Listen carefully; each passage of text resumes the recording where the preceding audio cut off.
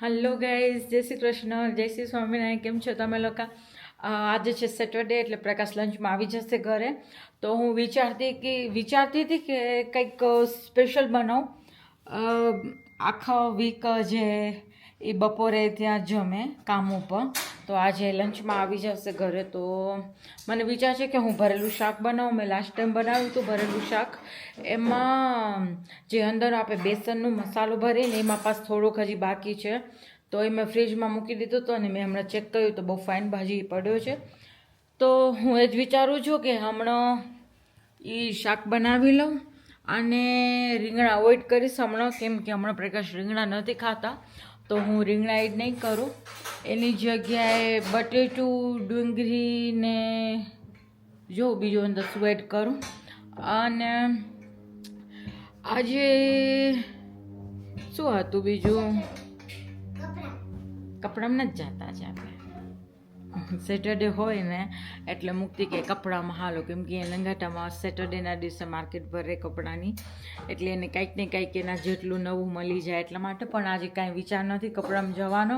ચલો હું બધી પ્રિપરેશન કરી લઉં, પછી હું તમને લાસ્ટમાં બતાવું છું કે હું કેવી રીતે કરું છું. તમે લોકો જોયું તો છે જ, પણ આજે છેલ્લી વાર.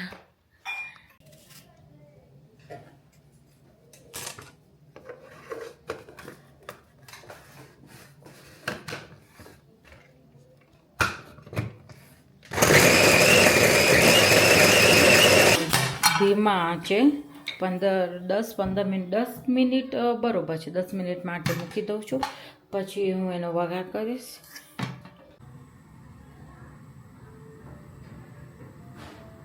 હવે વઘાર કરી લઈ, પેનમાં તેલ એડ કરી અને એને ગરમ થવા દઈશું.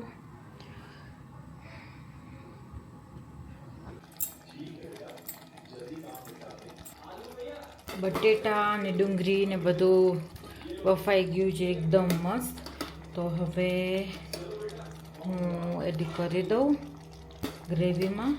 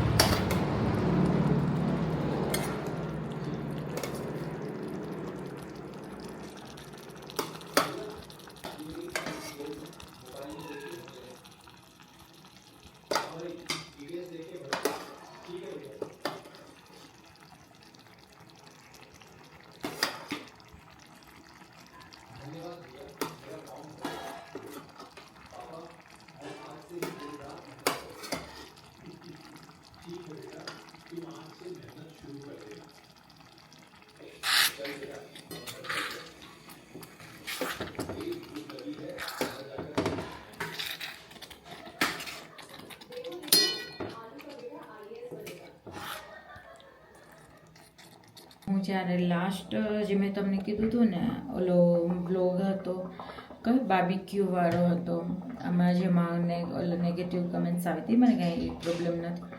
પણ એમાં છે ને એક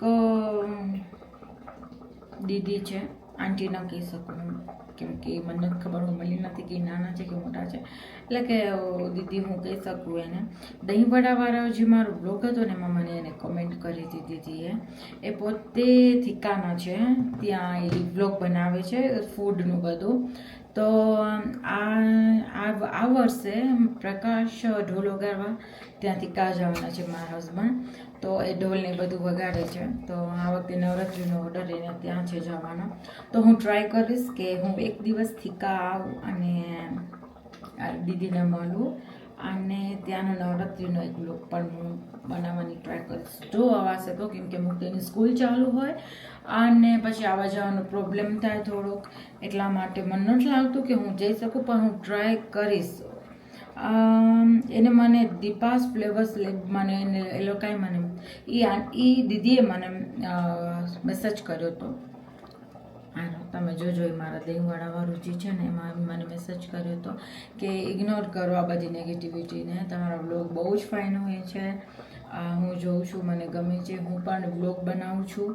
અને મને પણ પહેલાં આવી નેગેટિવ કે કમેન્ટ્સ બધી આવતી, હું ઇગ્નોર કરું છું. તો પછી મેં એને કીધું કે થેન્ક યુ. પછી મેં એને પૂછ્યું કે તમે ક્યાં નેરોબીના છો? તેને કીધું ના, હું થીકા રહું છું. એ વાત થઈ હતી અમારી. અને પછી જ્યારે અમે લોકો કીટાંગ લગ્યા હતા ને ત્યારે જ મારો બ્લોગ નાખ્યો ને એમાં બી મને દીદીએ મેં કોમેન્ટ કરી હતી કે નાઇસ બ્લોગ. તો થેન્ક યુ સપોર્ટ કરવા માટે. મને પણ ગમે કે તમે લોકો આવી રીતે સપોર્ટ કરો. અને વ્યૂઅર્સ વધારે છે, સબસ્ક્રાઈબર્સ ઓછા છે, કોમેન્ટ્સ છે જ નહીં અને લાઇક્સ પણ ડાઉન છે. તો પ્લીઝ તમે લોકો જોવો છો મારો વ્લોગ તો મને કમેન્ટ કરો, કમેન્ટ ના કરો તો લાઈક કરો. જો આજના મારા સબસ્ક્રાઈબર કેટલા છે ખબર છે? 398. મારો ટાર્ગેટ હતો કે લાસ્ટ મંથ મારા સબસ્ક્રાઈબર 500 થઈ જવા જોઈએ, પણ નાખજો. હું મારું બેસ્ટ આપીશ અને મને વિચાર છે કે આ મંથ હું 500 પતાવી લઉં.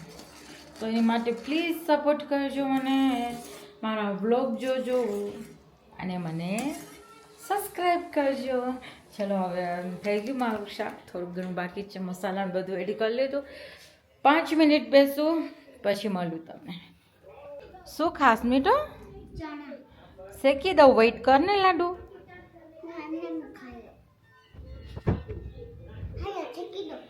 મુક્તિને છે ને લીલા ચણા બહુ જ ભાવે, પછી શેકેલા હોય કે કાચા હોય.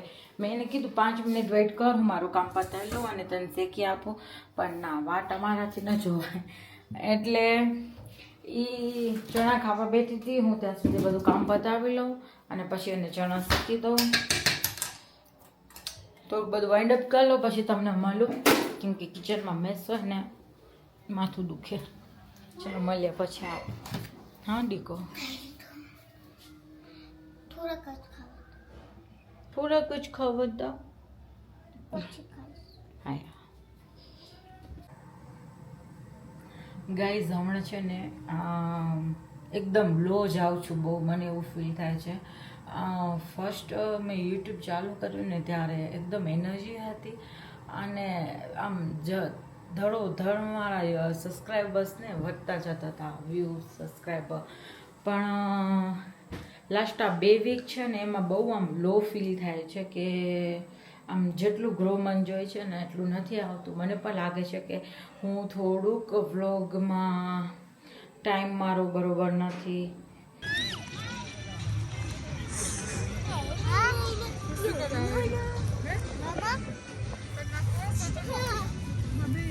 બધા બધા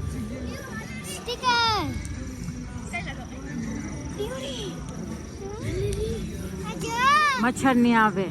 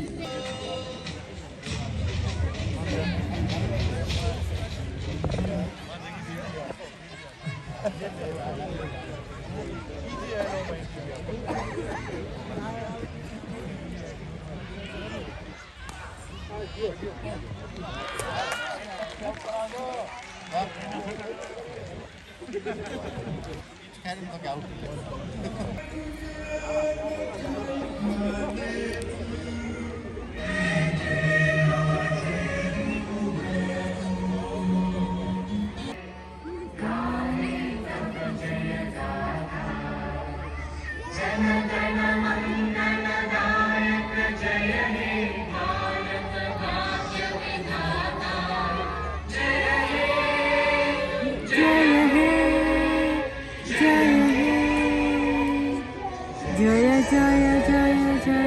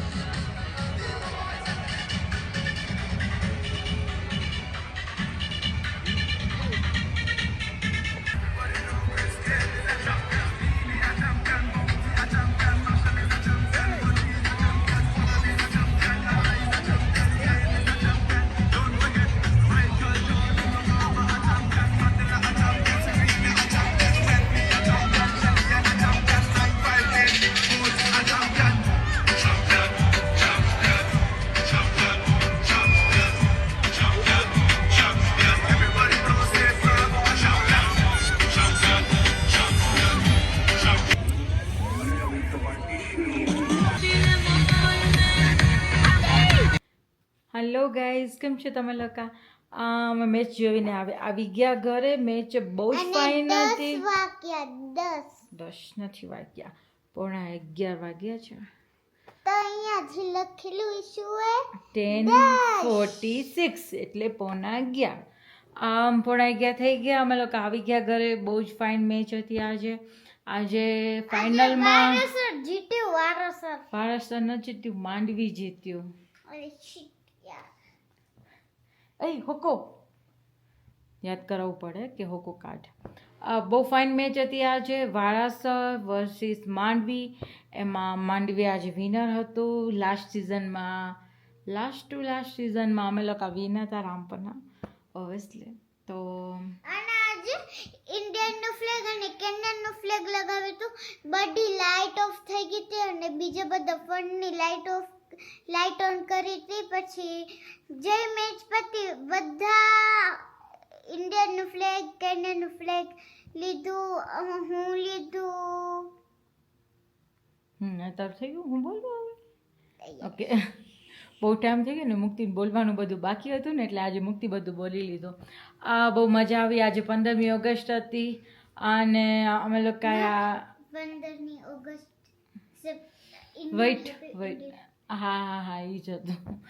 તો અમે લોકો ત્યાં કરીને અમે લોકો ગયા ને ત્યારે જ ગ્રાઉન્ડમાં બધા કેન્યાના ફ્લેગ્સ, ઇન્ડિયાના ફ્લેગ્સ બધા લગાવેલા હતા. આમ જોઈને જ મજા આવી કે ઇન્ડિયન ફ્લેગ કેન્યામાં હોય છે અવારનવાર. 26મી જાન્યુઆરી હોય, 15મી ઓગસ્ટ હોય, ક્યારે બી આમ બધા ભેગા થતા હોય ને ત્યારે સમાજવાળા કંઈક ને કંઈક અલગ કરે જ. એટલે બહુ મજા આવી. અને હવે હું વ્લોગ એડિટ કરી લઉં. આજનો વ્લોગ કાલે મને મૂકવાનો છે. તો ચલો મળીએ આપણે મારા નેક્સ્ટ વ્લોગમાં. By guys. હેલો ગાઈસ, કેમ છો તમે? આજનો અમારો વિડીયો કેવો લાગ્યો તો પ્લીઝ લાઈક, શેર, સબસ્ક્રાઇબ કરતા ના ભૂલજો. મળશે નેક્સ્ટ વ્લોગમાં. બાય.